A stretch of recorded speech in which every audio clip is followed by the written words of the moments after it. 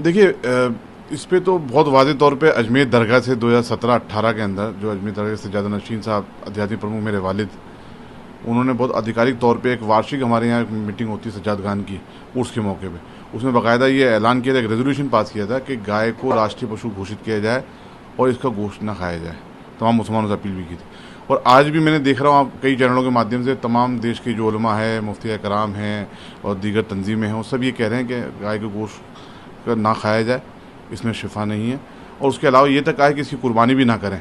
क्यों? क्योंकि अगर ऐसा कोई हम काम करते हैं जिससे हमारे दूसरे दीनी भाई जो दूसरे मतलब मज़हब के लोग हैं और दूसरे हमारे हम वतन हैं, उनके अगर किसी मजहबी जज्बात को ठेस पहुँचती है तो ये हमारे लिए भी नागवार वाली बात है। इसलिए तमाम देशवासियों से मैं अपील करना चाहता हूँ कि जो आपको गाइडलाइन दी गई है सरकार के द्वारा, लोकल प्रशासन द्वारा, उसी को फॉलो करें और उसी जानवर की कुर्बानी करें जिसको अलाउ किया गया है।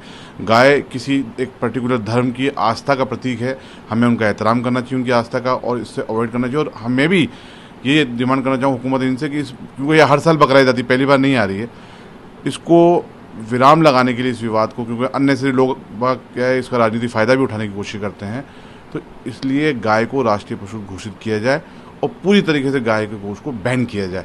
मैं तो कहता हूँ यहाँ तक कि फांसी की सज़ा दी जाए, इसके अंदर प्रावधान रखा जाए ताकि ये विवाद खत्म हो। कुछ लोग मैंने देखा कि आपके चैनलों, कई चैनलों के माध्यम से इसका राजनीतिक फ़ायदा उठा रहे हैं और अननेसेसरी विवाद क्रिएट कर रहे हैं। देखिए इस्लाम में बहुत वाज़ेह तौर पे है और मुसलमान बहुत अच्छे से समझता है। पूरी पिछले 3 महीने से अपीलें हो रही हैं, मुझे पूरी उम्मीद है कि कहीं पे भी ऐसा वाक़या ना तो देखने में आया हो गाय का, और लोगों ने बातें भी मानी अपने अपने उलमाओं की, अपने अपने प्रशासन की, और शांति के साथ ये संपन्न, हम तो यही दुआ करेंगे। नमाज की बात करें तो नमाज सड़क पर पढ़ना कितना सही है? देखिए नमाज कोई सड़क पे नहीं पढ़ता है, कई मजबूरी आ जाती है तो शायद हो सकता है कि मस्जिदें फुल हो जाती हैं तो कोई कभी कभार नमाज रोड पे आ जाती है, क्योंकि ईद के इनके मौके ऐसे होते हैं कि बहुत ज़्यादा तादाद में पब्लिक पहुंचती है।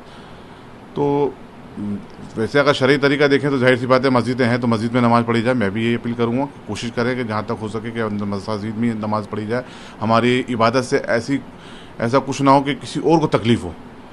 हाँ, ये वाज़ेह तौर पे हमारे मुफ्ती कराम पे कई बार फरमा चुके हैं कि ऐसी इबादत नहीं होनी चाहिए जिससे आपकी दूसरे को तकलीफ़ हो।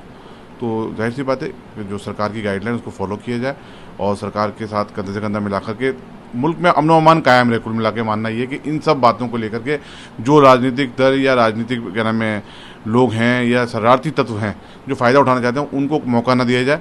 और मुसलमान अमन पसंद है, मुझे पूरी उम्मीद है कि अपनी जो हुकूमत ने या लोकल प्रशासन ने उनको गाइडलाइन दी होगी उसको उन्होंने पूरा फॉलो करा होगा। देखिए हाँ बिल्कुल, ये बहुत मुबारक एक अरकान है हर मुसलमान के लिए। खुशनसीबी की बात होती है कि वो हज पे जाए, और गर्मी का बहुत मौसम था, यहाँ पर भी हम देख रहे हैं हिंदुस्तान में भी, और जाहिर सी बात है सऊदी अरब में भी बहुत ज़्यादा गर्मी होगी।